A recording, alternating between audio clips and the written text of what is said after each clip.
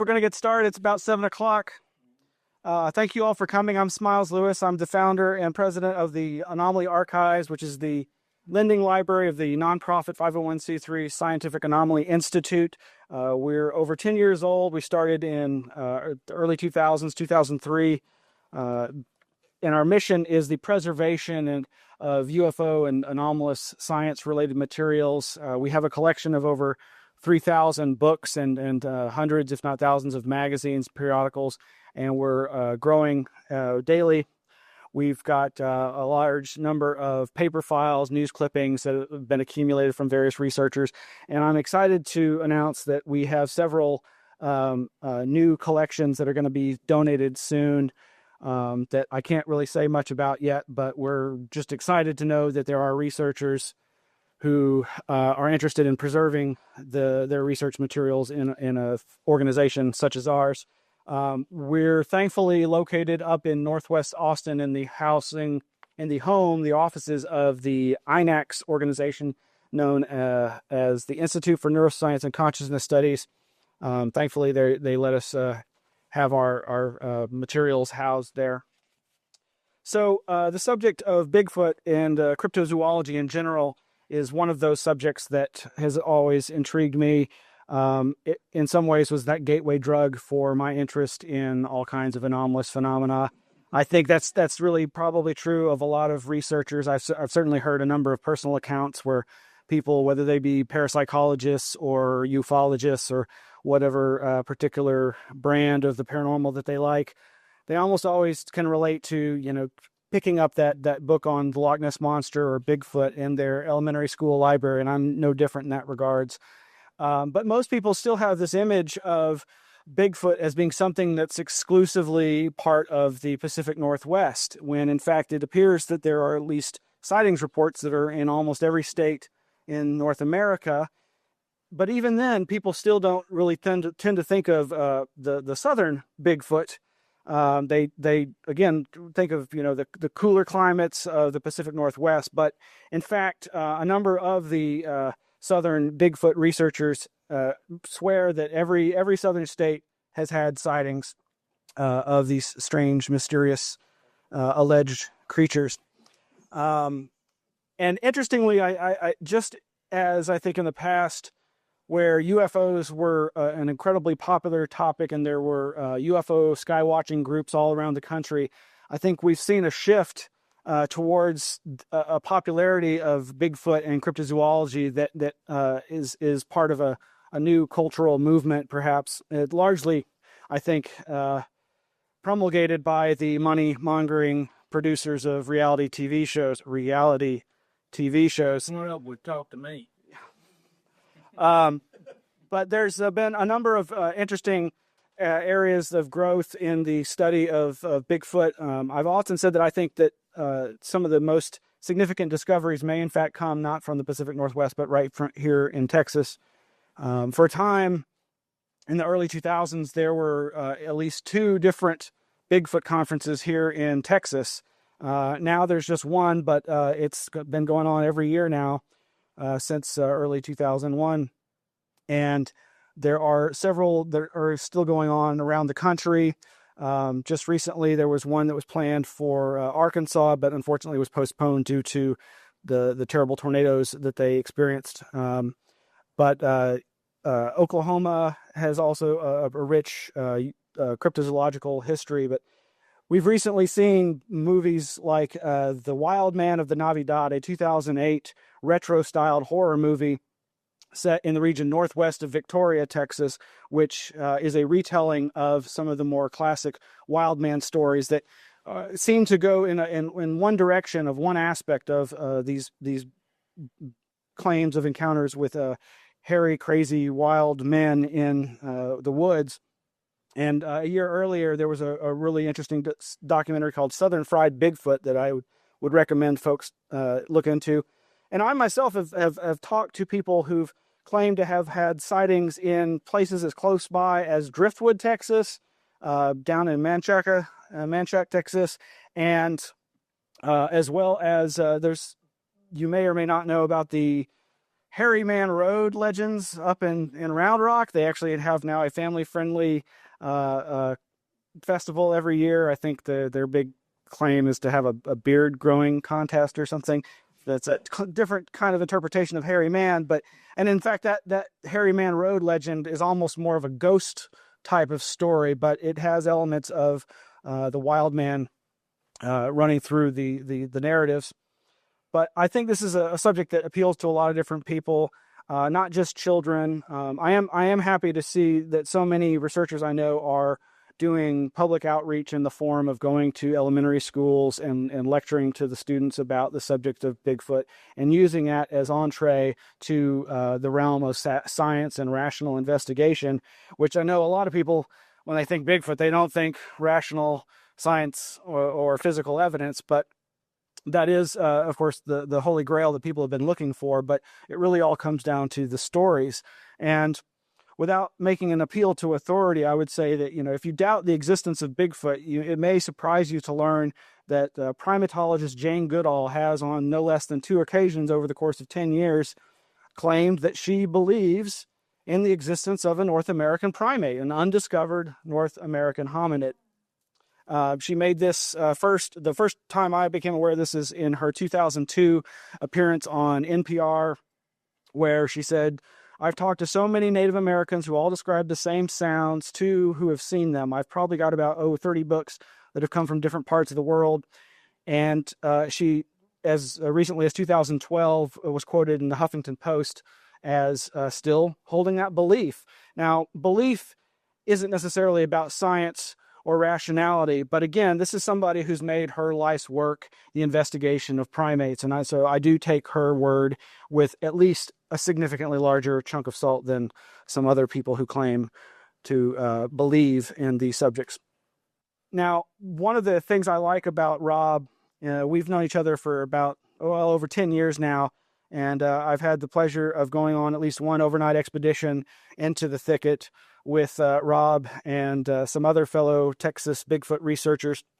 And he's one of those people that I like because he is not afraid to look in directions that most blood and guts type Bigfoot researchers are afraid to even touch. And that's the idea that there's something more to these creatures than perhaps is understandable in terms of normal critters that one might encounter in the woods. And this tend to revolve around the issues of why are they so elusive? Why don't we have some sort of physical evidence? And while there might be something, some simple explanation as simple as, well, if they are more hominids, they may have a culture and they may have a means and a reason for staying away from humans and keeping their existence a secret.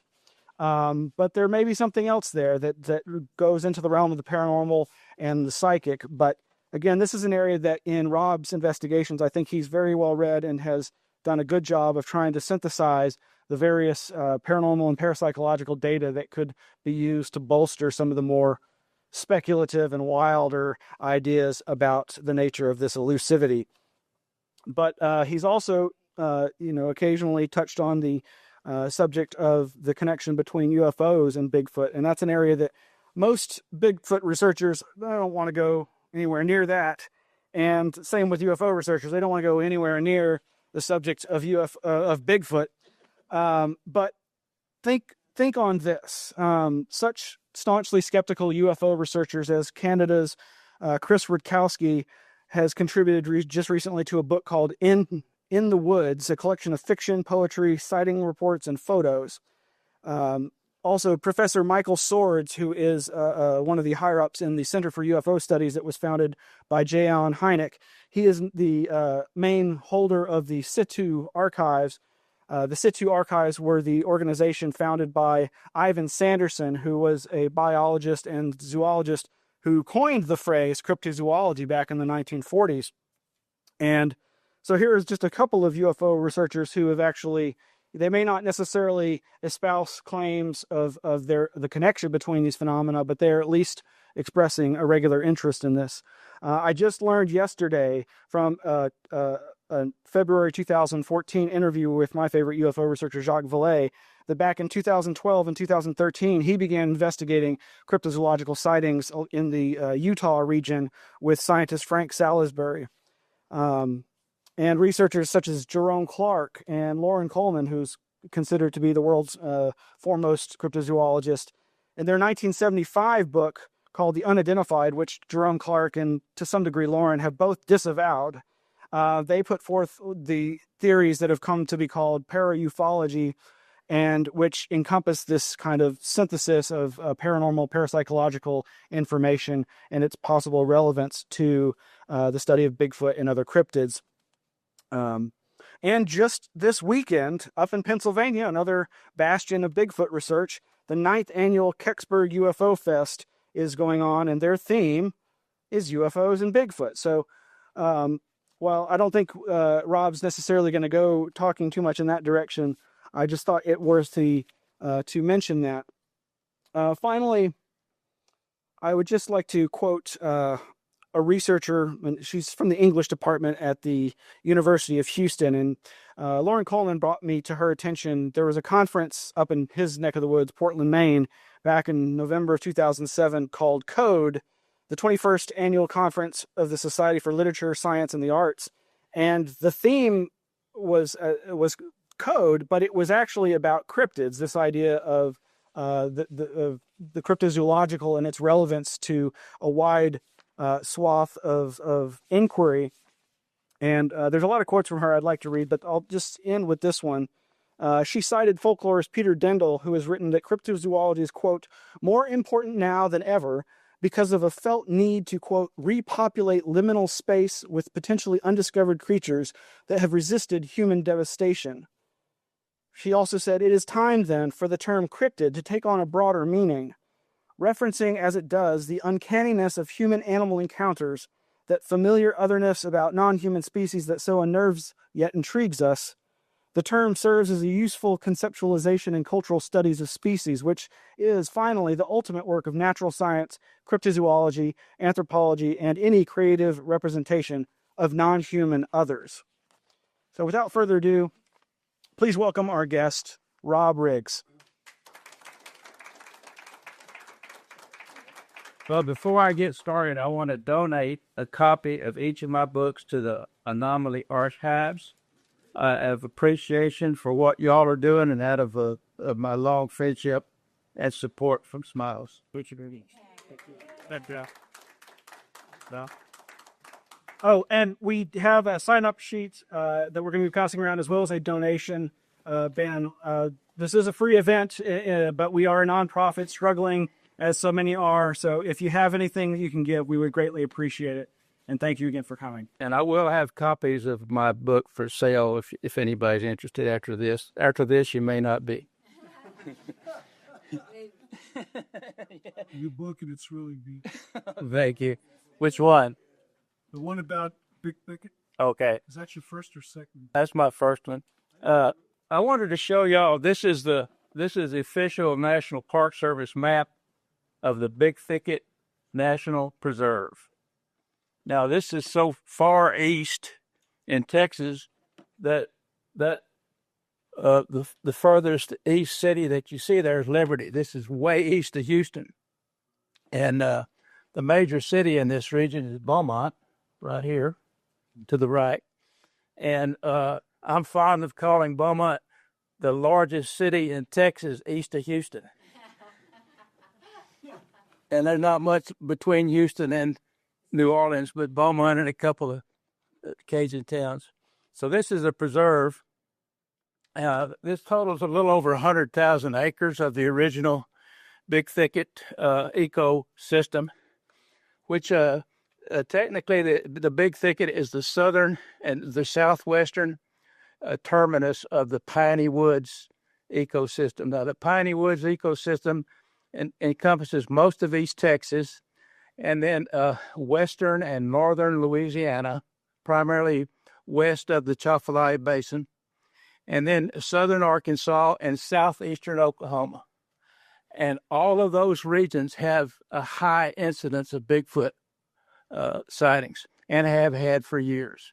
In fact, after the Pacific Northwest and maybe the Ohio River system, the Piney Woods region has the highest number of Bigfoot sightings in the country. And Texas alone, and it depends on what poll you look at, but Texas frequently ranks in the top 10 of the UFO sightings. And it's not just because we're a big state, it's mainly because of the Piney Woods. Now, I am a native of this little town right here. Is that showing up? Yeah. Okay. At Sour Lake, Texas, population 1,680. And when I graduated from high school, the population was 1,602 or something like that. So it hasn't changed much, and it's one of the least affected areas in the country by what I call the modern urban American culture, because it's such an isolated place. And you have the old traditional Southern culture there. But this region here, this green area here is called the Lance Rozier Unit of the Big Thicket National Preserve. All these different areas up here are they're called units. One time, of course, this was all the Big Thicket, and what they've done, and this is one of the most important conservation efforts in Texas history, in my opinion, is that they managed to save over 100,000 acres of it. And that took many, many years of conservation work and really proactive. But this is called the Lance Rozier Unit, and this is what the old timers used to call the bear thicket, because it had a very, very high population of Louisiana black bears. They have almost been hunted to extinction. We've had a few bears that have wandered back in, but that's what it was famous for. So you can get an idea of the layout. Now, it's interesting, but Smiles was talking about people being interested in this stuff. I read a statistic recently that about 85% of Texans live in urban and suburban environments. And most of the time, most people rarely get out into any wild places like in the Big Thicket. And I've talked to people like reporters from Houston and stuff that came out and interviewed me. And I said, you know where Sour Lake is? No. I said, well, you know where Beaumont is? Well, they kind of knew where Beaumont was. But most people just whiz through on I-10 if they're going to New Orleans. And very few people that don't live in that region ever go there. So don't have a lot of high awareness of what it's like. So let me show you this slide. This will give you some idea. Smile said, you got a PowerPoint presentation, don't you? I said, I will by the time I get there. So I had to go out and buy the PowerPoint and learn how to use it in a hurry. So these are kind of rudimentary slides, but it'll give you the idea. This will give you an idea of what the Lance Rozier Unit vegetation is like. It's hardwood, palmetto bottoms.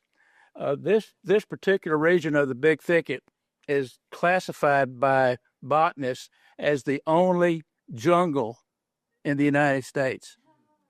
Yeah. Now, who would have thought that the only jungle in the United States was in Texas, right?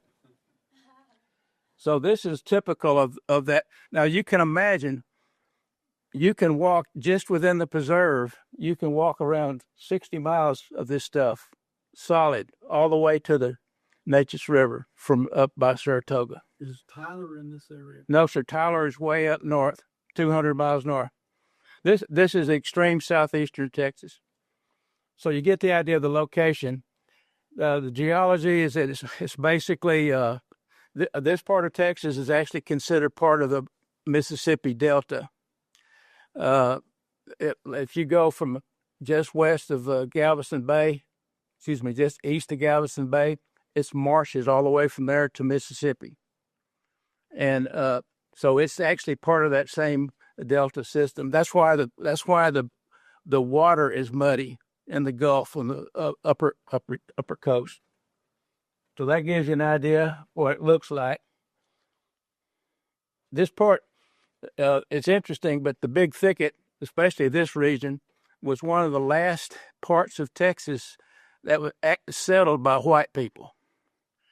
I should say that it was by any kind of people, because traditionally the Indians of the region wouldn't live in this part of the Big Thicket because they said that they believed it was haunted by evil spirits.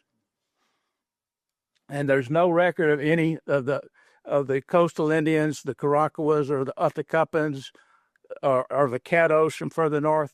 They didn't build any villages in this region. And some said that the only time they would come in would be for hunting parties.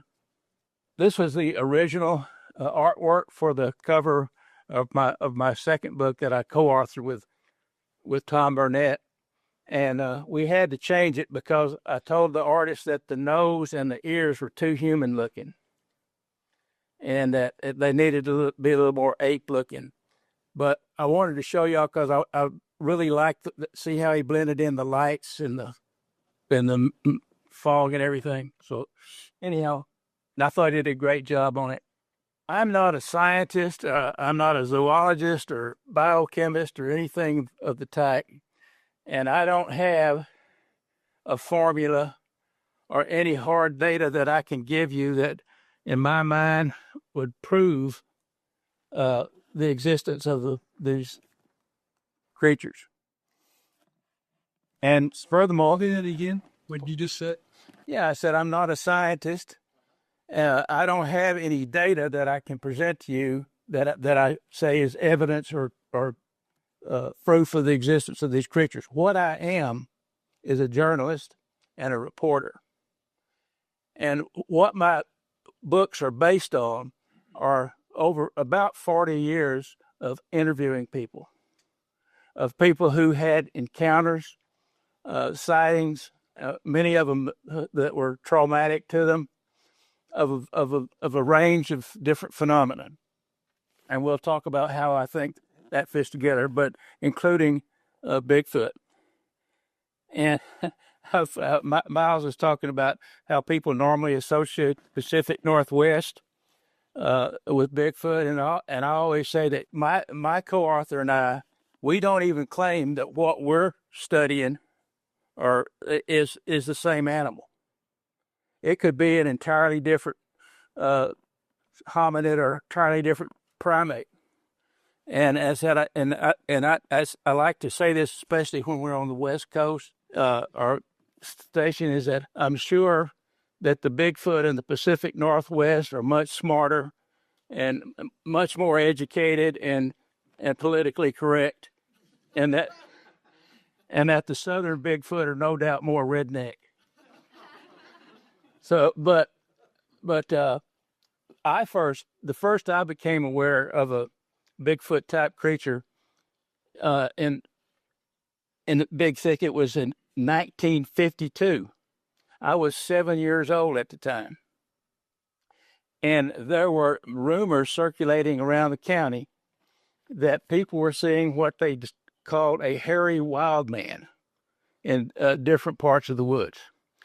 And the stories were serious enough that the local county newspaper, the Coons News, began investigating it. And they found out that the sheriff's department had actually gone out and investigated a couple of incidences, and that they found large barefoot tracks. And people described it in various ways, but basically it looked like a naked, hairy man. And speculation was that it was some kind of escaped convict or mental patient from Rusk that had somehow evolved the survival skills to survive in the woods. My grandfather who took an interest in the stories, didn't believe that because he thought that there's nobody that could survive naked in the big thicket, and that it almost had to be some kind of unknown animal. I took the story seriously when I was a little kid, but as I got older, I just assumed that there was nothing to it. Now, keep in mind, this was in 1952. This was 6 years before the word Bigfoot was ever made up in California.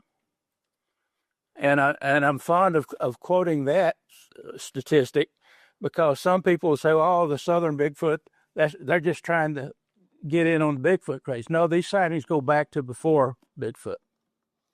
After I grew up, and you're talking about the waves, that actually was a wave, kind of a localized wave of interest in hairy apes.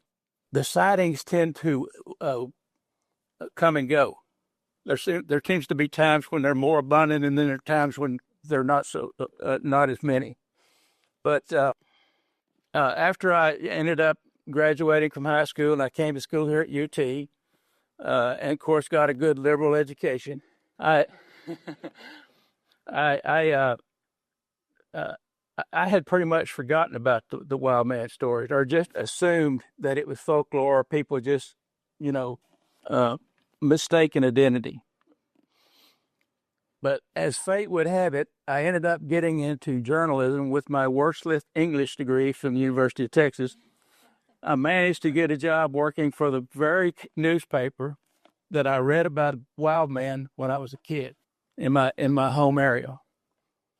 And after I'd been there a while, I started writing a column, and just out of the for curiosity, I wondered whether anybody had if there were still any wild man sightings going on. Now, the reason for this is that I had become aware of two writers. One was John Keel. I think many of y'all are aware of him, and the other was Michael Persinger. And these two guys both made the association between weird energies, weird light forms, and mystery hominids occurring in the same areas. What intrigued me about that, and especially with my finding myself back in the venue, so to speak, was that not only had there been a history of wild man sightings in the big thicket, there was also a history of unusual light form sightings. I'm getting a little bit ahead of myself here, but we're going to get into that. Both of these gentlemen recognized that association. Mr. Keel wrote about what he called window areas. And window areas are where a range of paranormal phenomena occur. He thinks it's all, or he thought it was all, a function of fluctuations of energies, transmogrifications of energies. And he had some interesting ideas relative to the nature of consciousness from that. And Dr. Persinger, he wrote a book called Space-Time Transients and Unusual Events, which is a classic. And he also made that association, and he was one of the first people that I had read who actually talked about what he called the standing ghost light phenomenon. And these are places where there's a long history of people seeing these unusual light forms in the same location over long periods of time. And what I realized, and none of them knew about the big thicket, but what I realized is that the range of phenomena that both of these men wrote about all occurred there in the big thicket. We had the weird lights. We even called them ghost lights. I had no idea that there were any other places where that phenomenon occurred till I read these guys. We had the ape-like creatures. We had the large unknown black felines, as Persinger called them. Black panthers, they call them in the East Texas. So it was all starting to come together for me. So I thought it would be interesting if I would solicit from my readership information and to see if anybody had any of these sightings. So I wrote a little article in the paper, and I said, if you've had any kind of unusual wildlife sighting, let me know. I'd like to hear about it. I immediately got 2 calls from 2 people in Coots, unknown to one another. One of them was a couple, and they had gone to Bragg Road, which we're going to talk about, where the Ghost Light is known to appear. And people there had developed a tradition of people going there to look for the Ghost Light. So they'd gone to the Ghost Road, sitting in their pickup, waiting for the light to show up, when, as she said, some kind of ape-looking critter jumped on the hood of our pickup and got and glazed at them menacingly through the windshield, howling. And she said her boyfriend happened to have his deer rifle with him. He takes it down off the gun rack and unloads at the creature. And she said he shot that thing, and there's no way he could have missed. And he said it just got down and ran off into the woods howling. So I thought that was an interesting story. The other story was from another lady in Coots, and she said that when she was in high school, she was part of a group that they called the Rat Finks. This was in the 60s.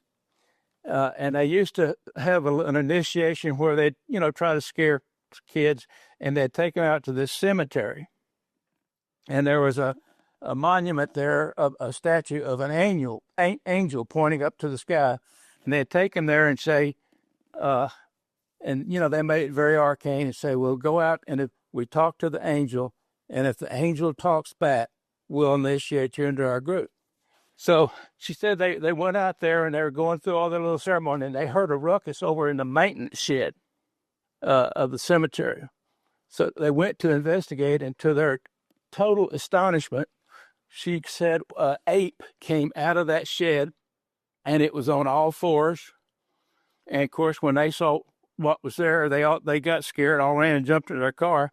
The thing came after them, and said it kept up with them for half a mile as they were making their retreat. They all got a real good look at it. They said it looked kind of like a gorilla, and it was basically a quadruped. Now, after hearing all these stories, you may wonder what convinced me that there was reality to these things, because this is still all subject to, it's subjective. People, they could have seen bears, whatever. What convinced me was in 1988, I went down there, and I'd always told myself, having grown up there, that I could never consider myself a man until I slept alone in the big thicket by myself. So I did. I went out, and what happened? I had fielded a number of these wild man sightings, and I got the feeling that they were using the bayou as a way of getting through the woods, and there was a pipeline right away that paralleled that bayou for miles. And so I just kind of deduced, these things could be using those pipeline right-of-ways. They could go all the way from Louisiana to some way up in Texas, just like that, because it's clear. And the pipeline right-of-ways they're generally about 75 feet wide, and it's cleared. All trees and brush are removed. So I found a place on the bayou where one of these pipeline right-of-ways was close by, and it was in the Big Thicket Preserve. And I went out and pitched a tent. And I thought, well, I'm just going to sit here and see what happens. Well, later that night, I decided to move up into borrow somebody's deer blind, because it was pretty nasty on the ground. And so I sat up in the deer blind, and about 6 o'clock in the morning, right about an hour before sunup, I heard the most ungodly howling sound that you can imagine. It was so loud as to be indescribable. I said that the closest I could describe it would be like it was a combination of an African lion and a freight train whistle. It was unbelievably loud. It was so loud it made my chest cavity vibrate, and it made the air vibrate.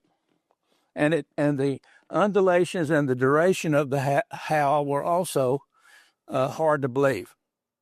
So I got it that I had communicated. And frankly, for a while there, I didn't know what it was going to do. I knew that it knew I was there.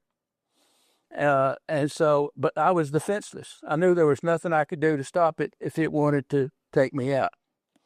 So I just sat there, and it went on. It left. I couldn't tell why it had acknowledged me, so to speak, except that it felt like some kind of communication. Now, in the years since then, I've had a number of people corroborate that experience. A couple of them were actually employees of the National Park Service, and what they reported to their superiors was that they heard a howling sound in the woods that could not possibly be made by any animal known to exist in North America. And these are trained bark rangers that I talked to. Of course, I can't give you their names because they can't be on the record with this. Since then, after my first book came out, I was approached by a lady that I had known all my life. Her son and I graduated from high school together, and then, like in a little town like Sour Lake, we actually were in school all the way from first grade through high school. And she knew me very well, and she came up to me after my first book was published, and she said, "I'm going to tell you a story, and you're the first person outside of our family to ever hear this story. But this happened to my father, and he did not want anyone. He wouldn't talk about this to anyone because he was sure they wouldn't believe it. This happened about 100 years ago. It was when the oil companies first built the pipelines in that part of Texas. And he was hired, his name was Mr. Petrie, he was hired to ride horseback along the pipelines and to check them for leaks. You know, they do that now with airplanes, of course. But back in those days, they did it on horseback. He was between Sour Lake and Koontz, off to the west of the highway between Sour Lake and Koontz, which would put him right in that big Lance Roser unit. And his horse started getting fidgety and bucking a little bit and wild-eyed. So he got down, he tried to calm the horse, and the horse bolted and got away from him. And he said it hadn't gone more than 20, 30 yards from him when an ape ran out of the woods, tackled that horse, and broke its neck and hauled it off into the woods. Yeah, that's pretty tangible. That's pretty material. So that was a very compelling and interesting story. This is not gonna let me go back. There it is. This is a little Pine Island Bayou, and this runs through the Lance Roser unit. The Lance Roser unit kind of follows the drainage of this bayou. This actual spot right here has been the site of a number of wild man Bigfoot encounters that have been reported to me. You can see what kind of country they like. Okay, this is Bragg Road, where the ghost lights and the wild man have been seen for decades. Bragg Road was originally the right-of-way for a railroad that serviced the lumber company. I mean, a sawmill. Notice how straight it is. Notice the tunnel effect in the distance. The road is almost 8 miles long and is virtually uninhabited the full length. Some of the woods have been cut along it, but the Hardin County designated it a county park several years ago, the full length of it, so it would always be attacked.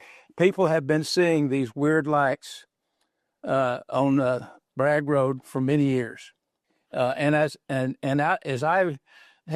read Persinger and Keel, and having collected the stories that I had by that time, I was beginning to realize that the Bragg Road was very significant in that there was a high incidence of both weird lights and hairy wild man sightings in this same location. Since the story of the thing jumping on the pickup, I've had two other stories reported to me of similar incidences on the same road. So it would have to have been within just a few miles of each other. One of them, a couple was coming back from Houston on the way to Beaumont after attending a church function, and they just decided on the spur of the moment to go out on Bragg Road and just see if they could see the ghost light. She said they weren't there for long when the rear end of their car started bouncing up and down. They looked back, and there was this huge, hairy, ape-looking thing that was literally picking up their car and just banging it up and down. You can imagine how that would affect you. The other incident was reported to me just a few weeks ago by a young man from my hometown there in Sour Lake. He had gone out there with a group of his buddies, and you know, a lot of people go out there and they're totally skeptical of all this, the lights and everything, or they don't know much about it. So they were out there and hadn't been there long, and they heard something approaching them that it sounded like heavy footsteps. And the closer it got, the louder and the footsteps were, and it seemed like they were dealing with some kind of large animal. So they decided to leave. Then the thing started running after them. The kid I talked to was in the back seat. Excuse me, he was in the bed of the pickup. And he said he heard this thing go, and he kept telling the guy, faster, faster, man, this thing is dang nose. So it kept speeding up. He said that he heard this thing just coming right after him. And he said he couldn't quite make out what it was because it was dark, and all he could see was the outline of it reflecting the taillights. The taillights showed the outline of some kind of black mass, so to speak. And he says they kept speeding up, and the thing jumped, grabbed the tailgate, and couldn't quite hold on. They finally got away from it. But he said it literally was trying to pull its way into the bed of the pickup. And he said that the whatever it was, it actually left dents in the tailgate from that. Now, these are interesting in a special way. They indicate an aggressive Bigfoot. They indicate that they can actually be hostile. And my theory is that there could just be some old alpha male, and that's his territory. And if anybody shows up there at the wrong time when he happens to be around, it's typical of Bigfoot encounters. That a lot of times they're trying to get people to leave wherever it is that they encountered. So that's the Bragg Road. Quick question. Yes, sir. Obviously, they could be not only aggressive, but violent. Right. Has any human been hurt by any of it? Have you had any? Well, you know, that's an open question. Paulides, the guy that wrote the books about the missing people, he's pretty much convinced that some of the disappearing cases of the disappeared people in areas in the national parks and national forests where there are Bigfoot present, he's very suspicious of them. And, you know, despite what the people in the Northwest want to think that Bigfoot's, you know, this lovable little fuzzy little creature, my research and Tom's is that the ones down here we think could be potentially dangerous. John Keel used to write, he called them big hairy monsters, BHMs. He used to say that we may only be talking to the people who got away in terms of seeing a Bigfoot and being able to report it. So I guarantee you, when I go out in the woods, I'm very respectful of what I think they're capable of doing. And we'll get into that a little bit if we have time. But how important I think one's intention and attitude is if you go into an area looking for a Bigfoot.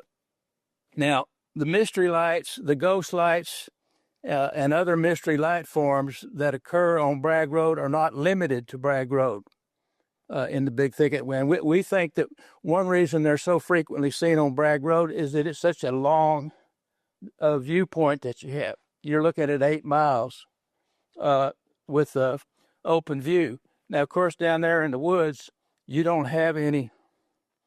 If you don't have a road or something, you're hemmed in by the woods pretty much.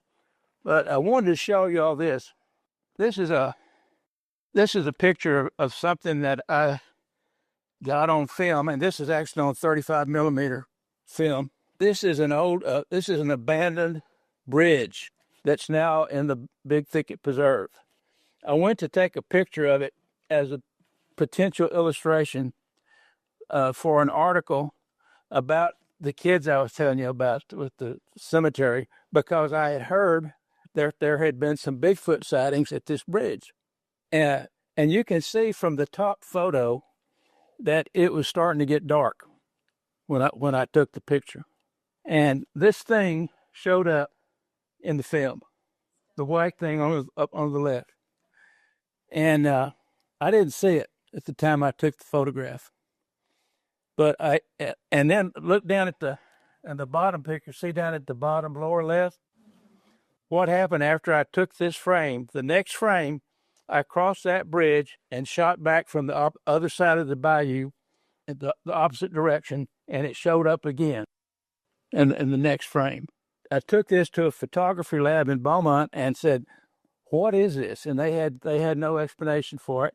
And I said, "Well, could it be something on the lens? Could it be some kind of light source there?" And the people I had look at it did not think that was likely. They said, "Well, whatever it is, you got a picture of it twice." Now, as we know, film and cameras can sometimes pick up energy that's not in the visible light spectrum of human beings. It can be real close. And for that reason, that's one of the explanations for orbs and so on. This could be what the old timers in the Big Thicket referred to as a haint, or that's what they called a spirit, a haint. I have never seen this before or since, but you notice it has kind of a three-dimensional, it has some depth to it. It's almost fish-shaped. Well, that's another example of the kind of lights that are seen on Bragg Road. Curiously, some of the other locations where ghost lights have been documented are like in Arkansas, and I've talked to people up there in Arkansas in the area called the Gurdon Lights, and had a gentleman send me a very detailed Bigfoot sighting that he had within just a few miles of where the Gurdon Lights appear up there. In Missouri, you've heard of the Joplin Lights. Well, that's right up there, and right where the what do they call the Missouri Monster? Huh? Yeah, I know, but they have a name for the Missouri Bigfoot. Momo? Momo. Okay, that's right where that occurs. So again, you have the association. And then in Louisiana, of course, there's weird stuff all over Louisiana, but near Gonzales, Louisiana, they have a ghost light that occurs there regularly, and there is a lot of Bigfoot sightings in that area. California, the same thing. In Washington and the Yakima Indian Reservation, and North Carolina and the Brown Mountain Lights. In all of these locations, strange electromagnetic anomalies happen weird lights happen and Bigfoot show up. So I think there's all of these make a good case for some kind of a causal association. This is another photograph that was taken by me and a friend of mine in 1996, right off of Bragg Road, and we also with 35 millimeter camera. And what we did is we drove to about midway on the road, and we decided we were going to keep an all-night vigil there. And what we did is we got a camera, and every hour we would take a picture in each of the cardinal directions, north, south, east, west. And this one we were facing east. Okay? Out of all the photographs that we took over the period of almost an entire night, this came out. Again, I took it to a photographic lab. I said, "What is this?" We didn't use a flash for these. This was apparently what I had people describe to me in talking to witnesses about the ghost lights. This is what they call a luminous fog bank, or mist, or cloud of mist. So it was dark. It was dark. This thing is apparently self-luminous. And this is what the technician was telling me. He said, if there had been a cloud bank there and you had taken a picture with the flash, it would have whited out the frame. And he also pointed out to me, and unfortunately I couldn't get the entire picture to fit on here, but you can see the ground, and it's obvious that the ground is not illuminated by a flash. It's illuminated by this thing. Now, what's that vertical stripe? That's a tree. That's a tree? Mm-hmm. And if you notice at the top how it's brighter up there, it's more. I actually had a kid report this to me, and I believed him because I had taken this photograph. He said he actually saw this when it was apparently in the visible light range. And that was one of Keel's pet theories, is that these energies go up and down the visible light spectrum, in and out. This kid actually saw this thing, and he saw the bright white part as the center of it. And he said he saw this bank of mist collapse into the center and form a sphere. And then he said, "Mister, I know you're not going to believe this. A Bigfoot stepped out of that light." So what do we got? What sense can we make of that? You've seen the Bermuda Triangle material. Remember the pilot who wrote about I think he called it the electronic fog. He actually flew into what he said was an electromagnetic fog. I think this may be a similar phenomenon, and we hadn't got to that point yet. But one of the possibilities is what's happening with these Bigfoot and why they apparently can appear and disappear is they may have access to some form of interdimensional portals, and when you see these lights, that may actually be what they are, temporary electromagnetic portals between parallel worlds. I'm getting a little bit ahead of myself here, but that's just to show you the kind of weird stuff that goes on. Big would you say that fog bank is? I would say is about 30 feet across. Mm-hmm. Do you remember what time it was when you took? No, I don't. I'm not that scientific. This time it was pure dark. Yes, sir. It was dark. And none of that was visible. And my buddy and I were both astonished that we got a photograph like that. Now, so what happened from my first book?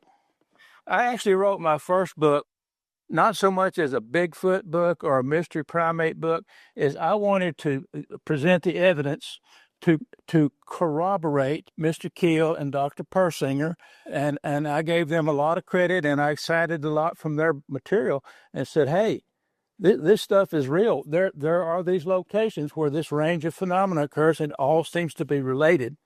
It's not; they're not isolated events. But that's basically was my take. Then yes, sir. Good question. Do you have documented what kind of film that you used? You said it was 35 millimeter, and it was I forget the ASA 400 or I think it was 100. 100. Yeah, That's That's good. It's a good. It was sensitive film. Yeah, I got the highest that would work on my camera. So it was sensitive to non-visible light as well as visible light. Yes, sir. Apparently. So this, you couldn't actually see this fog bank. But you were able to photograph. And I understand from a number of paranormal investigators that that's not uncommon for stuff to show up on photographs that was not visible, and it's happened to me twice out there. So it kind of makes you wonder what's really going on right around you. So I had basically established that, and at that time I actually thought that Bigfoot was basically a paranormal phenomenon. I agreed pretty much with John Keel that Bigfoot was somehow a manifestation of this light, and that maybe we were only seeing it as Bigfoot because of our contents of the reflection theory, that we were seeing what we believed. And, I kind of bought into all that. Then I met the guys at the BFRO, and I went out on a couple of expeditions with them. Then I met Chester Moore from Orange, Texas. And I realized, and I met, what's the dude's name from Louisiana? North Louisiana, you remember him? No, he's from Arkansas. But anyhow, I got to know these guys, and I went to a couple of conferences and talked to a couple more witnesses. And I thought, this isn't that easy to dismiss. That there was too much stories. Of course, it was all anecdotal, but there was too much stories and too much evidence that suggested the normal day-to-day survival activities of just a regular animal. So I began to think, this flesh and blood versus paranormal schism is pretty interesting. So I did a little bit more research. I couldn't interest anybody in a follow-up on my first book. And then I met Tom Burnett.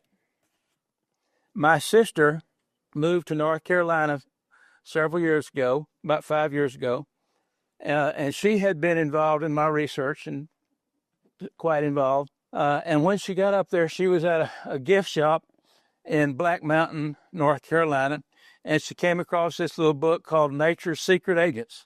And it had a face of a Bigfoot on it. And so she bought it and read it, and she called me up. She says, "Rob, you got to read this book." She said, "This guy has made the same association you have with the ghost lights and Bigfoot, and he has photographs of lights too. That he's been trying to get a picture of Bigfoot. He has photographs of the lights as well." So I read the book. It was horribly written. It was very poor grammar, very poor spelling. It was written like you write an email without spell check, but it had some really intriguing information in it. So I contacted the author, Tom Burnett, and the first time I talked to him, I was shocked because he has one of the last he's probably one of the last surviving people who speak the old Smoky Mountain Appalachian dialect. He sounds like Snuffy Smith, I kid you not. And it's not because he's uneducated. He actually has a college degree, but he lives so far back in the mountains, back in the hills, that that's where he grew up. And so his family, he grew up speaking that beautiful accent. So anyhow, I got to know this guy, and we did more and more research on the association with the lights and so on. And of course, the Brown Mountain Lights, which is one of the most famous ghost light locations in the country, was only one valley over from where Tom was having his experiences, his sightings of Bigfoot. These are some photographs that Tom took. These are made with a game trail camera. He later showed me where he had this set up. It's basically just about 3 foot off the ground, pointing into the woods. And he had these light forms show up. And now to picture where he lives on the edge of the Pisgah National Forest, and his house is the last habitation at the end of the road, of an old lumber road, and there's nothing past him but 500,000 acres of woods. This was pointed in that direction. and this stuff shows up. And he says, I have no idea what those lights are, where they come from, what their source is. But what he was trying to do there is Tom was, at this point, he was trying to habituate the Bigfoot into coming into his property. What happened is that he was exploring a place to build a house on property that his family had been in his family for 100 years, and he was up reestablishing the property line, and he said one of these things. He was making a lot of racket, and he said this thing come up right behind him, and just stopped and looked at him like, "What are you doing here?" And he said, the way he put it is that the thing was like, that's why he called his book Nature's Secret Agents. He said that thing was on you like that, just like a special, what do they call those guys?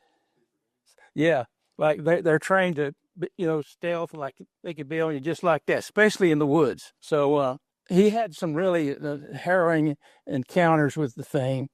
One of the things it was doing, it was killing and eating his dogs. Just all kinds of bizarre stuff that was going on. And he finally decided, said, well, I'm not going to leave my land, so I'm going to have to coexist with these creatures. If they're going to come on my land, I'm going to make friends with them. So he started leaving out food. And he established an area, a particular place where he would leave food. And he did this for several years. And then he decided to set up a camera. And that's when he started getting these photographs, not of creatures, but of lights. Now, I want to take a brief aside here and talk about the screaming black panther. As I was saying, Dr. Persinger and Keel, one of the phenomena that they mentioned that occurs in their cluster areas, wind areas, is the large black cat. Now, you can go anywhere in the South, and most of the places in Texas, and people are going to say, oh, yeah, we got black panthers. And there are not supposed to be any black panthers anywhere in North America. But anyhow, Keel and Persinger had both noted not only the appearance of hairy primates, but these big black cats. We came to the conclusion, me and Tom, that probably this was a different animal that knew how to access these power points the same way the Bigfoot does. This track you see here, this photograph was sent to me by a lady who contacted me not long after the publication of my my second book. And she was telling me, and she lives in a big thicket, actually, about 50 miles west of where I do.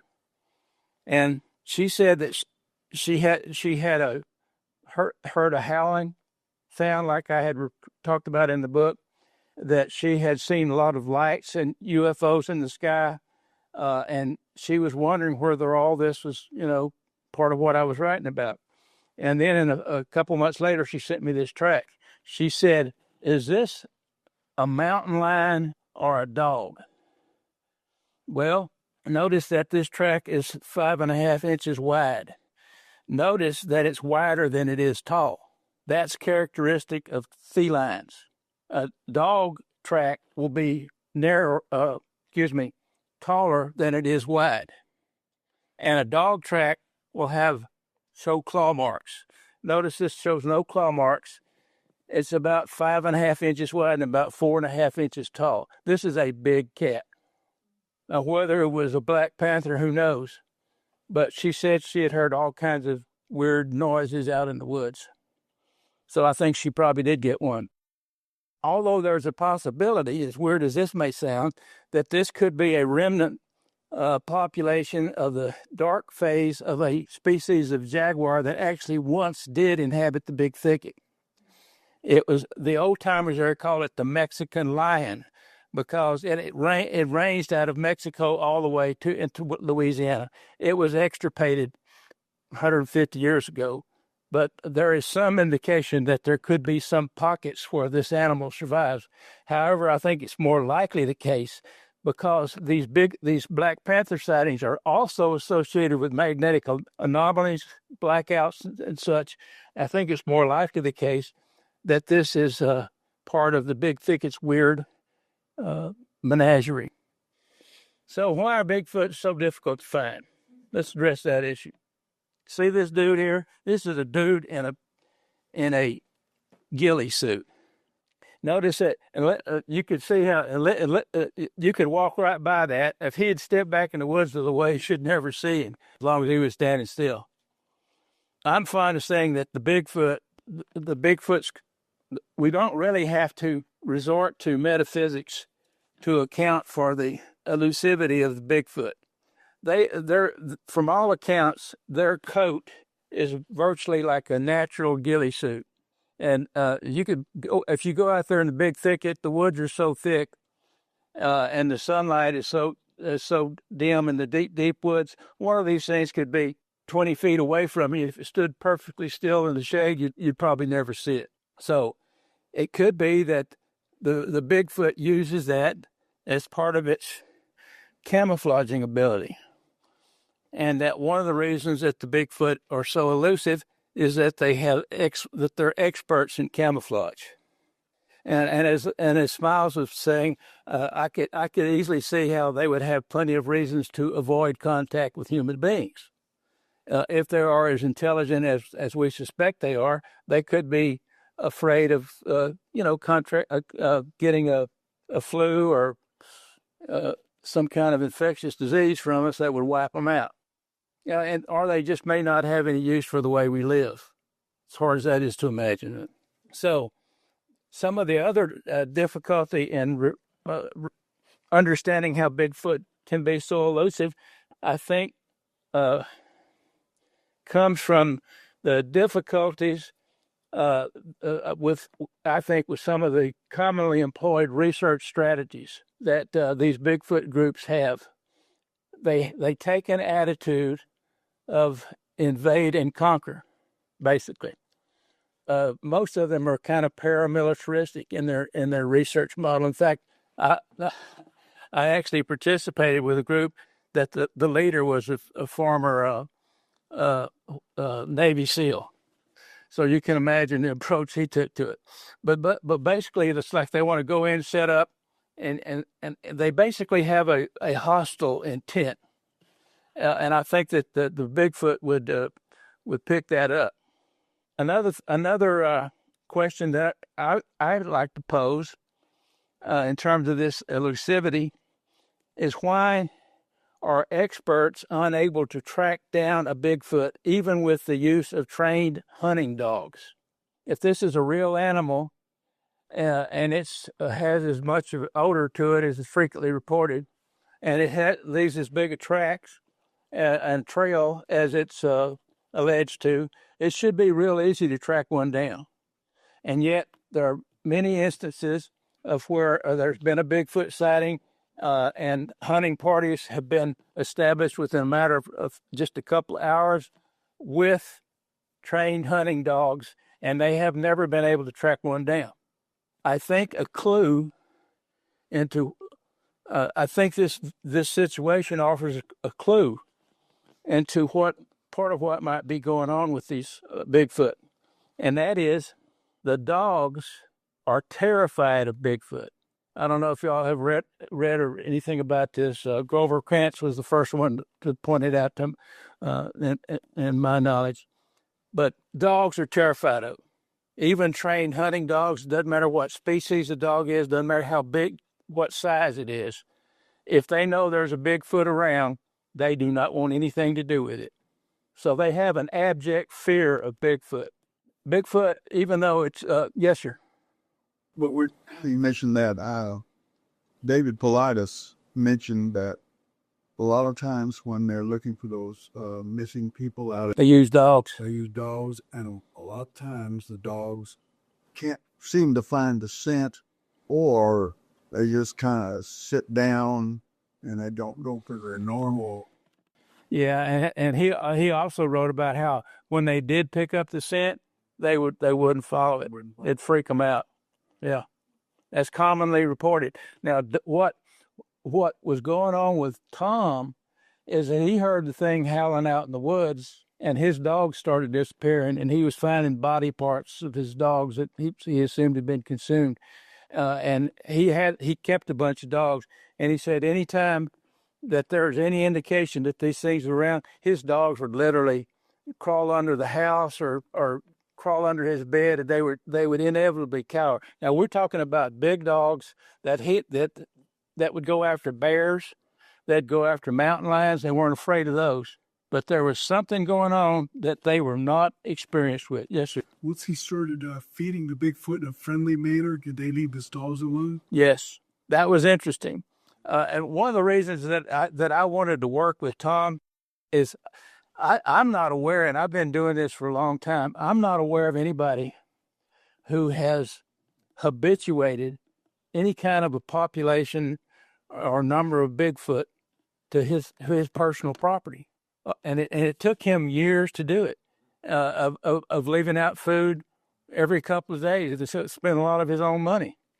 And he said, yeah, after a period of time, he said he'd go out to where he left the food. He said, all right, I'm going to feed y'all now, but I want you to quit eating my dogs. And and that's exactly what happened. And now, interestingly, he said they started leaving him. They started bringing him stuff.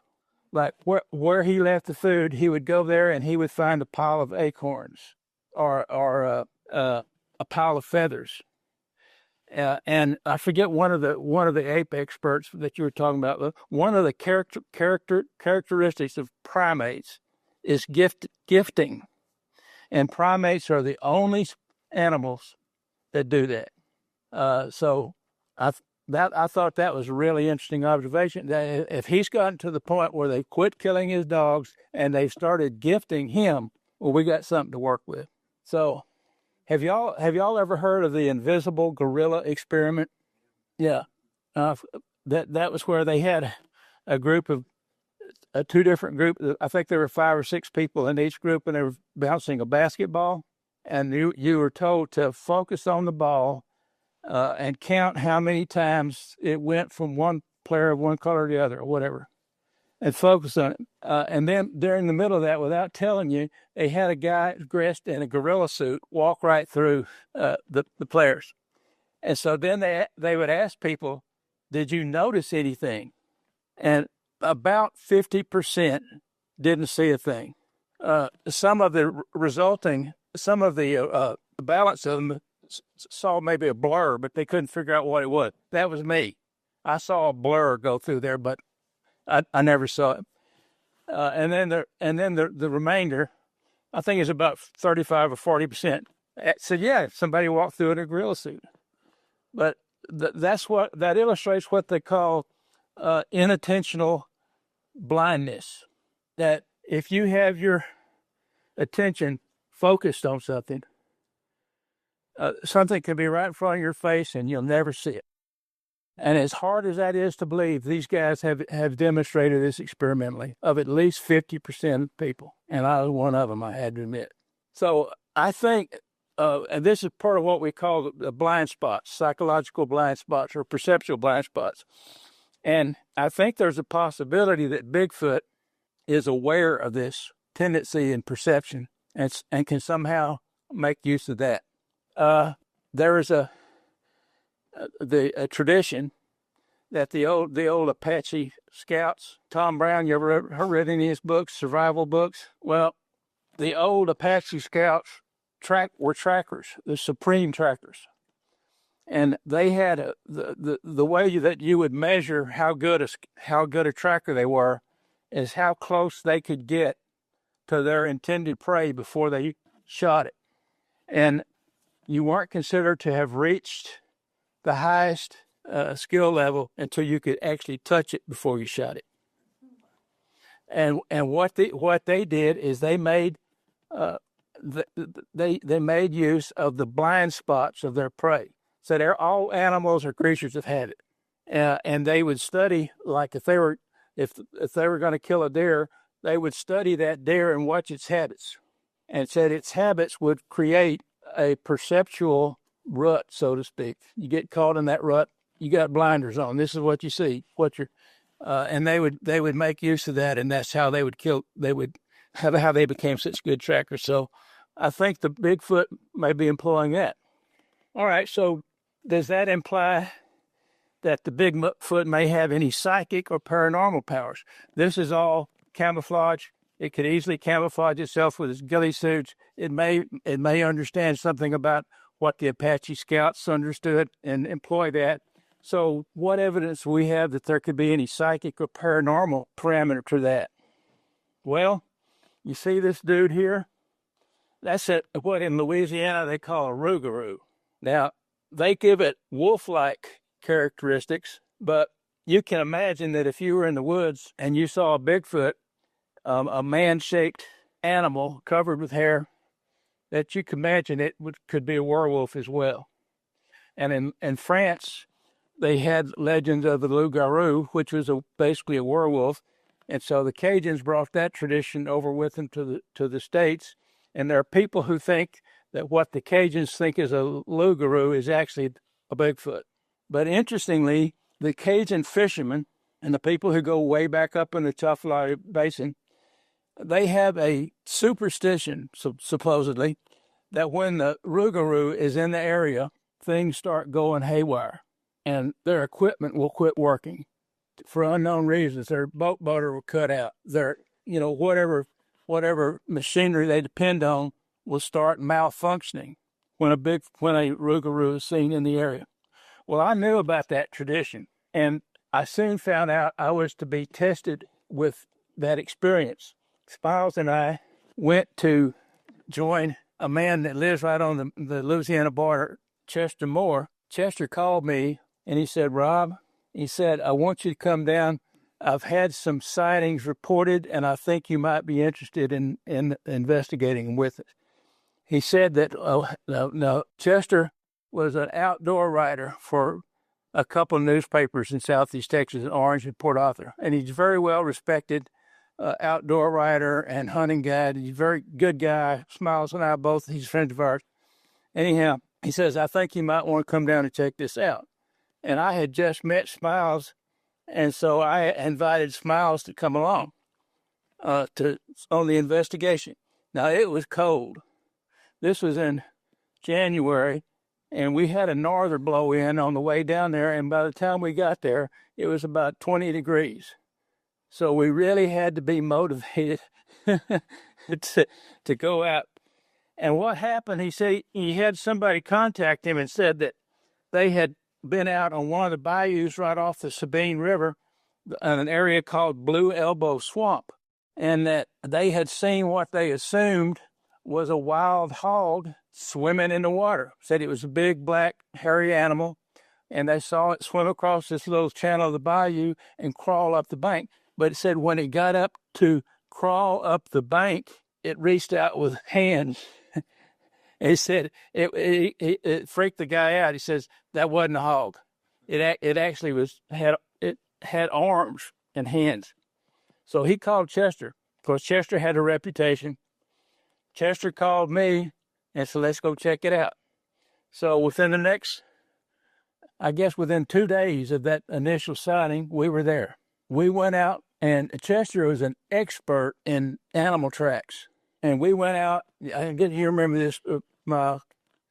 We went out and immediately found some tracks that were suspicious, and we did castings of them, and they weren't shaped like normal humans.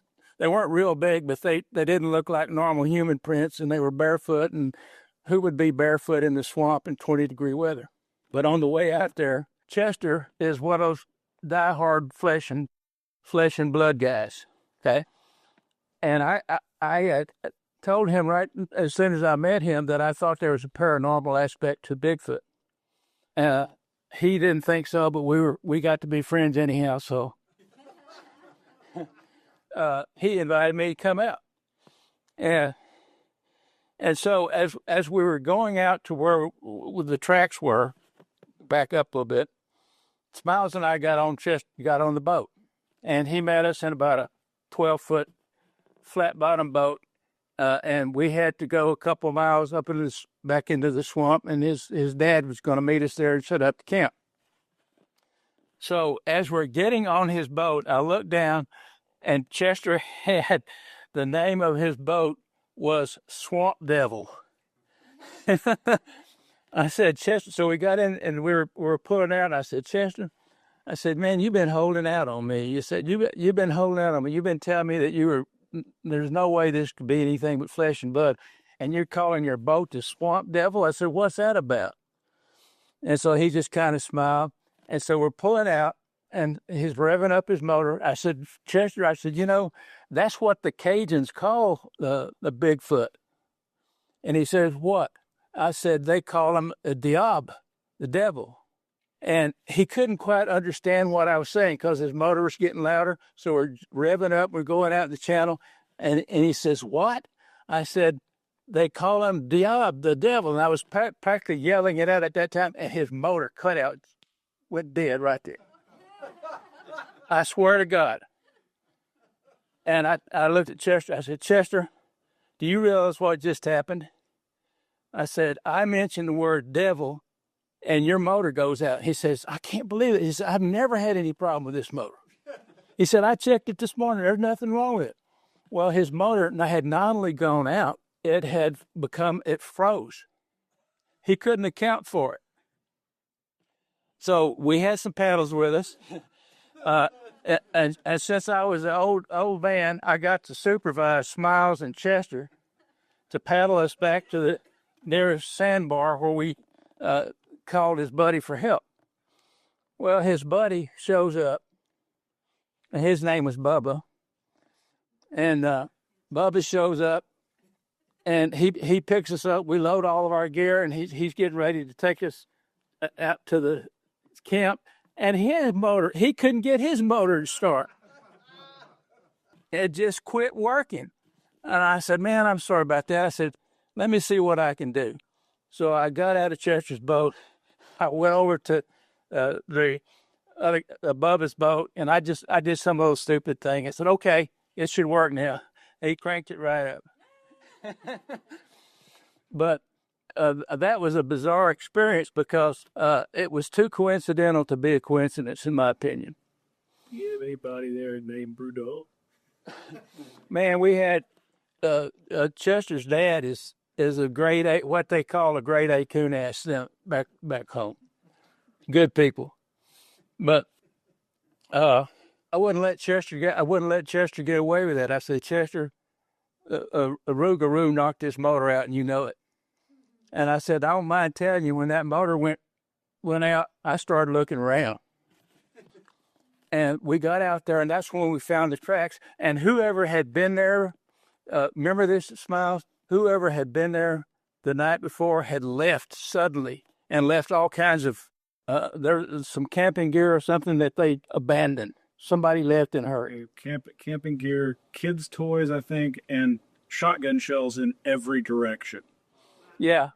Something showed up and scared these people. They obviously responded with gunfire, and they left post haste. With a emptied shotgun shell. Yes.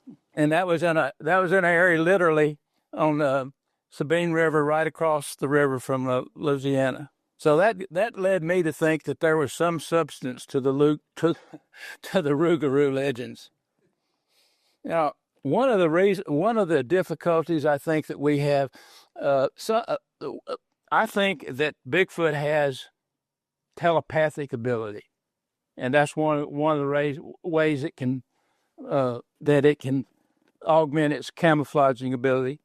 And one of the reasons I think that we have a hard time understanding what telepathy is, and let's face it, telepathy is not really very well researched in this country.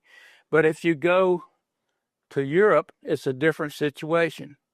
And how many of y'all are familiar with Dr. Sheldrake's research? Just tremendous material. And he speaks of telepathy in a really interesting way.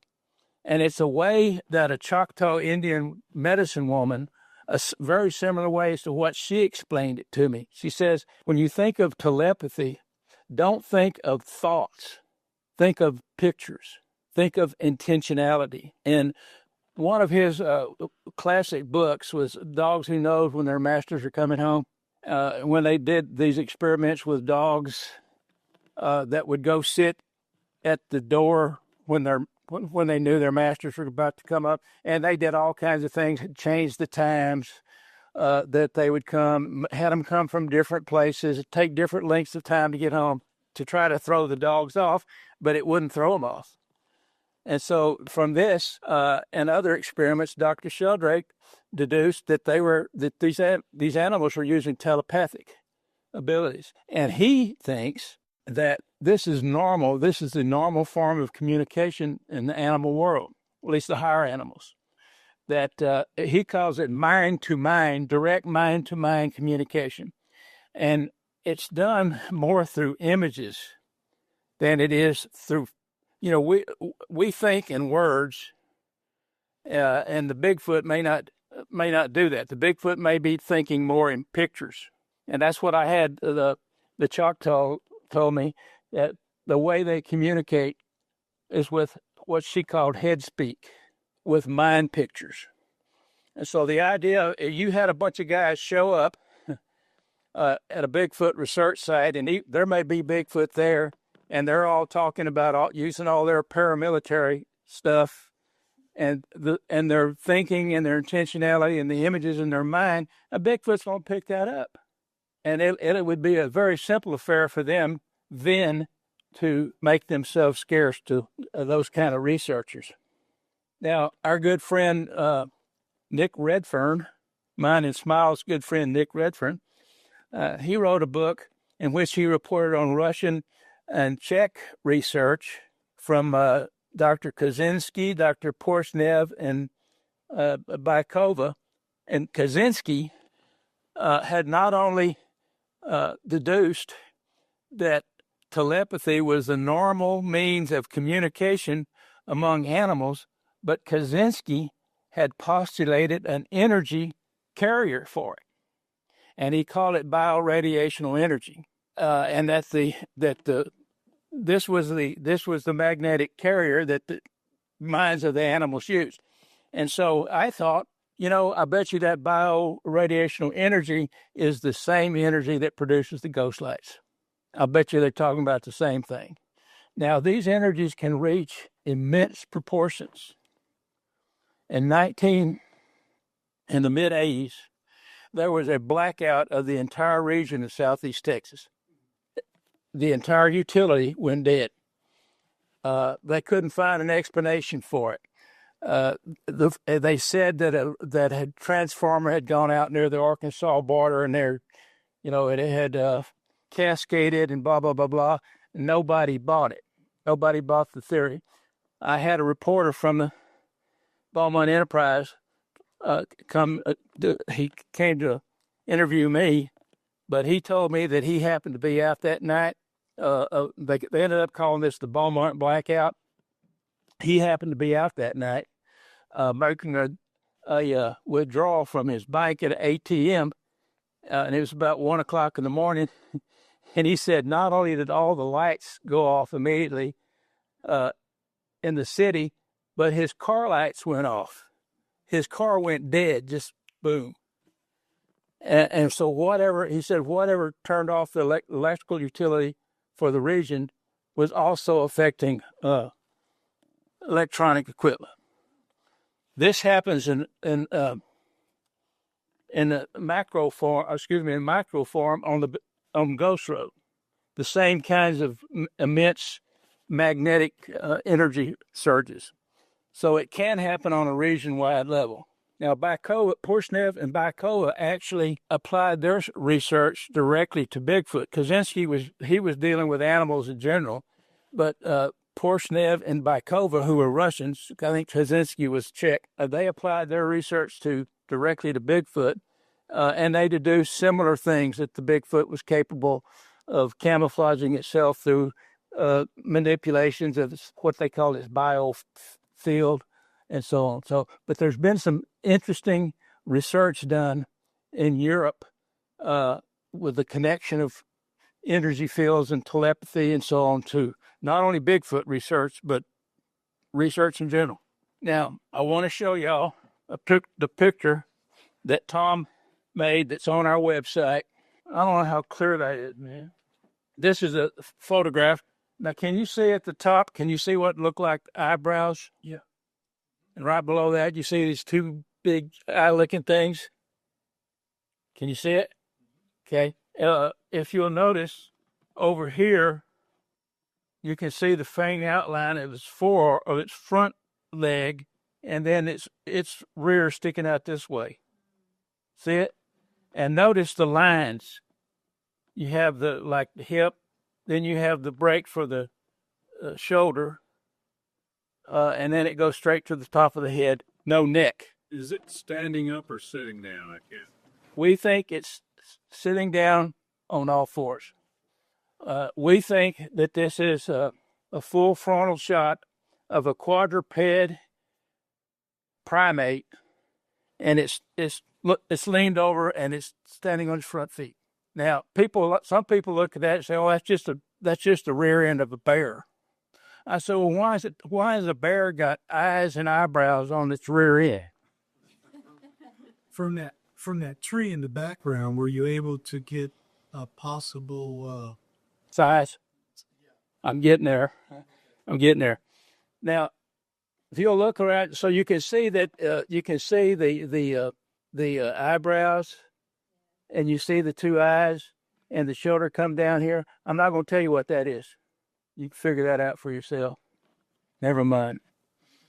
All right, now Tom made this photograph in 2012, after years of trying to get a picture of this creature. He knew there were creatures on his property because of all the interactions. He had about a half a dozen actual sightings, and of course he heard howling many times. He had his dogs. He said, and I told Tom, I said, the way those dogs react to this thing, I think is one of the best arguments that Bigfoot is real, because a dog's not going to be hallucinating. We don't even know if dogs are capable of hallucinating or imagining, and they're encountering something that they don't want to deal with. So now I want to show you the comparison of this first let me show you this. Okay, so we think this is an adult male. It was made in 2012. Only a few months after that, Tom got this photograph on the right. Notice the camera that he had is set to be about 3.5 feet off the ground. So he estimates from that this creature in this picture, this is a close-up. And he estimates that this thing was probably 4.5 to 5 feet tall. Notice that it's got a flat face. Notice the nasal bridge. Now, the picture on the left is a baby howler monkey. Notice the nasal bridge. Notice the size of the eyes in proportion to the head. Notice how the eyes are set in a bony eye socket, and they're set in the eye socket. Primates, this is characteristic only of primates. Only primates have eyes recessed into eye sockets with bony eyebrows. That's the only animals that do. You can see here a faint suggestion of nostrils. You see here and here. And in my opinion, you can see the hairline. See it like it on the baby howler monkey, and you can see it over here. It's almost identical. In my opinion, these photographs are very similar animals. Tom thinks that the picture that he got is a juvenile Bigfoot about 4 feet tall. And he says he thinks the only reason he got the picture is that the juveniles are stupid. And they're not as cautious as the adults. And that he just got lucky and got that picture. From everything I can tell looking at that, it looks like the morphology of those two animals are virtually identical. Now, one of Chester Moore, we were talking about Chester Moore. Chester's made many outings. He doesn't do it anymore, but looking for Bigfoot. And he's had several instances where he's heard the things howling in the woods. He got to where he called them howlers. And he told me that he thought that whatever we were dealing with was somehow related to howler monkeys. And at the time, I thought that was crazy. But from Tom's photographs, I think what we might have here, and there's the creature, I think what we might have here is somehow related to howler monkeys because it exhibits a lot of the same characteristics. It howls a lot. Notice how, well, it may be hard to tell on the screen, but the creature on the left, the hair is very long. You notice how manicured it is? There's nothing. And look down here on the bottom right. See that bear? See how tangled up and messed up his fur is? Grooming is characteristic of primates. Just like this thing has been grooming itself or groomed by something else. Now, the picture on the top right and the picture of we call it the creature, were made by the same camera at the same place. So on the top right, you have a black bear. You notice how different, the creature on the left, if it were a bear, a rear end of a bear on all fours, it would have to have a very extremely weird, screwed up spine. They just don't match. The back of the bear is rounded. This thing comes up to a point. See, they're totally different. Now, the picture on the left and the top right, you can see from the background that they are about pretty close to the same distance away from the camera. Okay? Again, you have the difference in the shape. And in the case of the bear, the average black bear in the Smoky Mountains is about 2.5 feet tall. If it's on all fours, it's about 2.5 feet tall from the ground to its shoulder blades. Okay? It's about 2.5 feet. This thing on the left, if that's an average sized bear in the upper right, if that's 2.5 feet tall, look at this thing. It's got to be at least 4 feet tall at the shoulders. If that's one from the back, and that would make it one huge bear. So we know that nothing can be proven by photographs, and we don't expect anybody to believe any of these stories just on the basis of these photographs. But we think they're highly suggestive. And interestingly, since our book has come out, I have received information from 2 people. Now, you're talking about Bigfoot showing up in places that you wouldn't expect, like near Austin. I've had 2 really compelling locations reported to me, one between Cleveland and Livingston, and one not too far from Giddings, up in what they call the Post Oak Belt.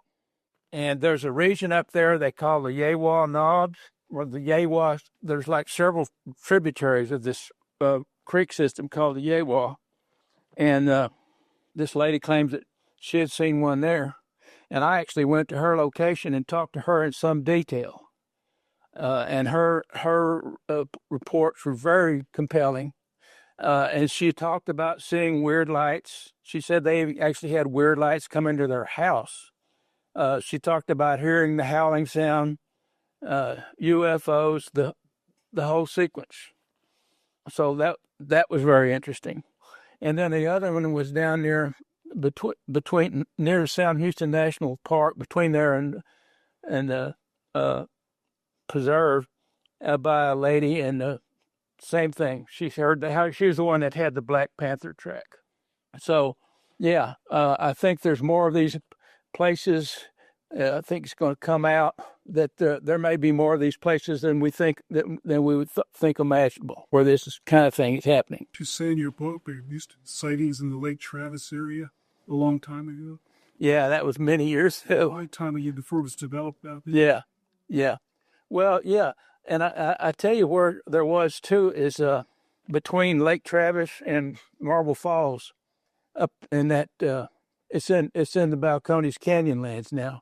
There are sightings from that area from many years ago in those canyons off the Colorado River.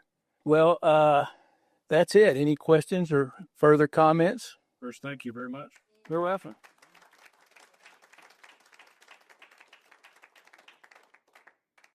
It's a pleasure. It's hot, but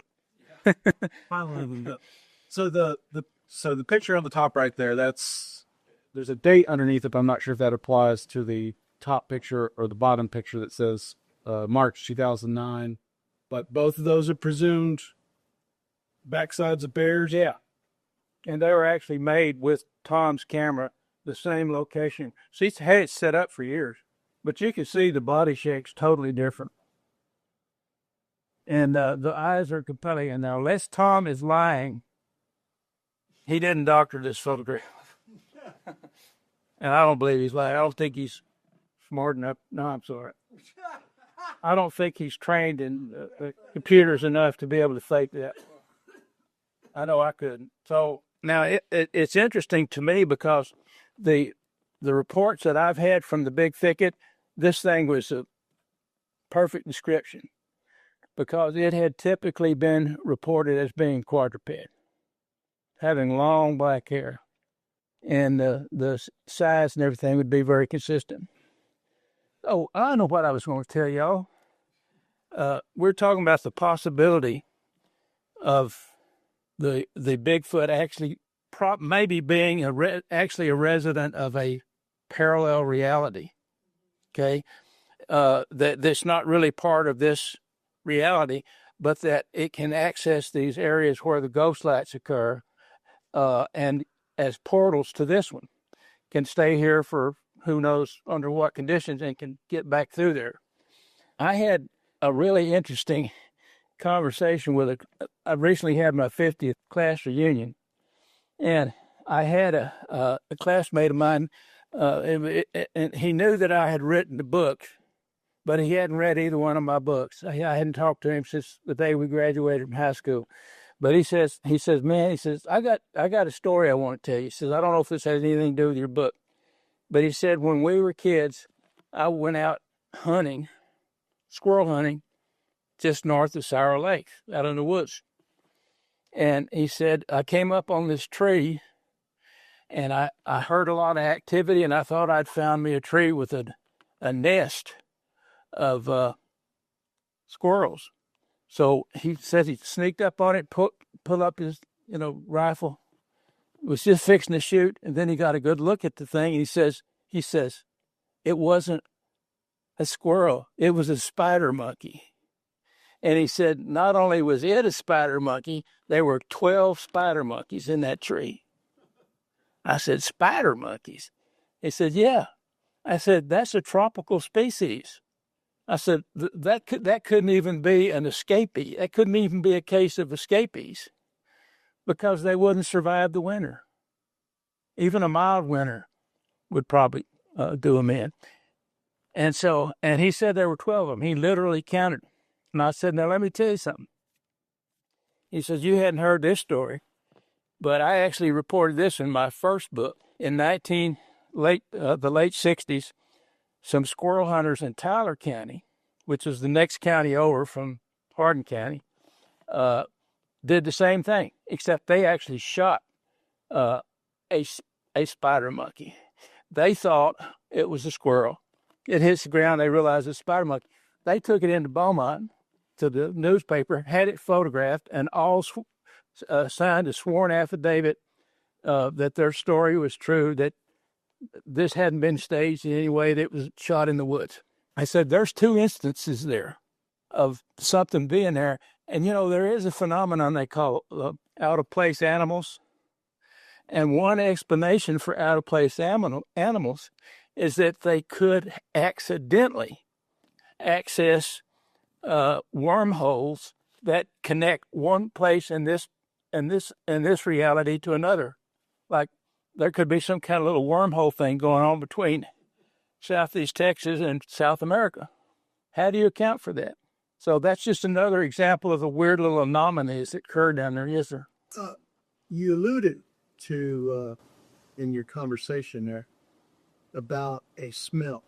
Yes. Okay. Is the lights and a possible identification or maybe possible identification of a Sasquatch and the smell all the same time? I don't know. Keel thought that the smell that people hear from smell from Bigfoot was just the typical, hell is supposed to smell like sulfur. And Keel thought that something of involved with the process of the what he called the transmogrification of the energy from one form to another, produced a byproduct of hydrogen sulfide gas, and so it could be connected that way, and it could just be smelly animals. And well, now there are my understanding is that there are some of the great apes can also project a bad odor, like they have glands in their body that kind of like skunks do. Yeah. About October of last year, there was about 15 to 16 of us did a CD5 in Wimberley, and that's a Stephen Greer, Dr. Greer's, Skywatch, looking for UFOs. And we confirmed that we thought that there was a portal because we seen the light flash. And one of the ladies that I was with, named Liv, said that she saw a Sasquatch, and she saw it on the back of the circle, and it's dark, but she could see that the silhouette of it. And I heard the walking, and we were sitting pretty close together in things. So, and we seen that and heard that about 3 times that night. We had, the first thing we did, we had this distinct picture of a light, like a door opening, and then somebody walking in and closing it. Yeah, yeah. That's a close description of. I've actually had people. I've talked to a couple of witnesses who said they saw something like that. They said it was like the Bigfoot was stepping out of the light. Yeah, they didn't think of it in terms of an opening, but obviously could have been an opening. Sure. So anyway, that's in Windowy. Well, it's interesting, but the guys, Kelleher, the guys that did the research at Skinwalker Ranch, they recorded basically the same series of phenomena that go on at the Bigfoot locations, and I'm convinced that they were onto the same phenomenon that we're dealing with here. But what was interesting, after all their years of research, he said that they didn't gather a single shred of what they would call hard evidence for the existence of any of the stuff that was reputed to go on there, except that there were cases where they would have 3 or more of their scientists, researchers, witness the same thing at the same time, and all describe it in exactly the same way. But they would have cameras going, whatever, nothing ever recorded. So my question is, what do you accept as evidence? I would accept multiple witness. I would accept that as evidence. Yes. Whether or not you could come up with a single shred of physical evidence to support it, I would accept that as evidence. Yes, sir. So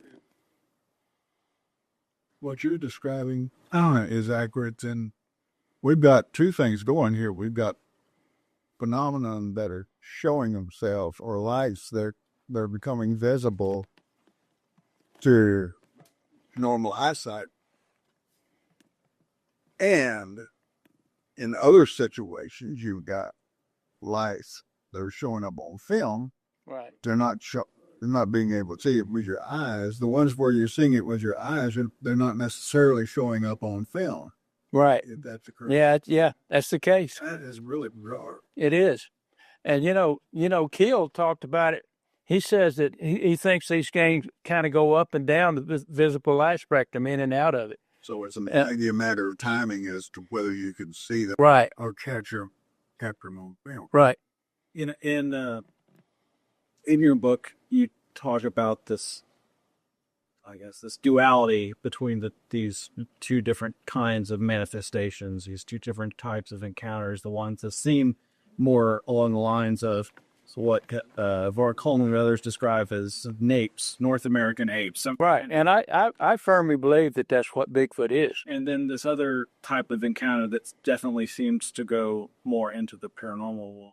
Mm-hmm. Something you didn't touch on tonight, but that you touched on in both of your books, is a completely different kind of interpretation, the possibility that this is remnant population of some kind of previously indigenous native.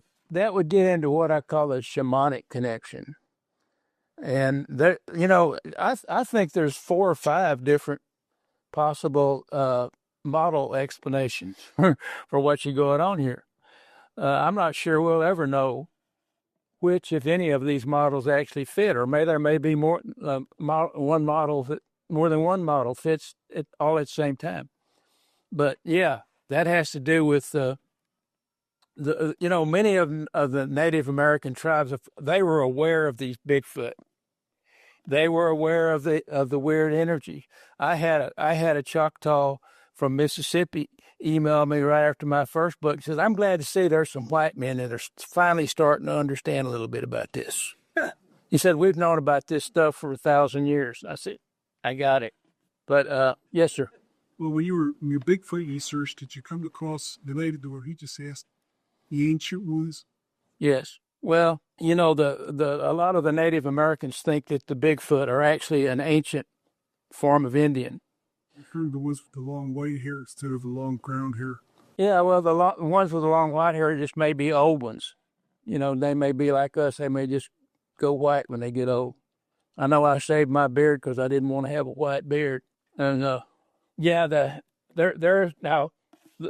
place where the Bigfoot occur in Big Thicket, as I mentioned to you, that Indians avoided it, but I think it's because they knew there was weird stuff going on there. That they really knew that there was weird stuff going on there. But the one place where they would go was in the springs that Sour Lake was named after, and they considered it to be a healing place. And warring tribes from the coast all the way up in East Texas would meet there, and they would declare that this is a holy place. We don't mess with this.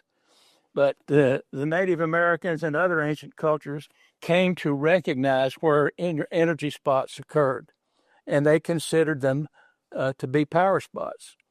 And if you've ever read any Paul Devereaux, he writes a lot about the relationship between the energies in these places with consciousness. And the idea is that the power spots were places where that there was energies that facilitated going from the human world to the spirit world.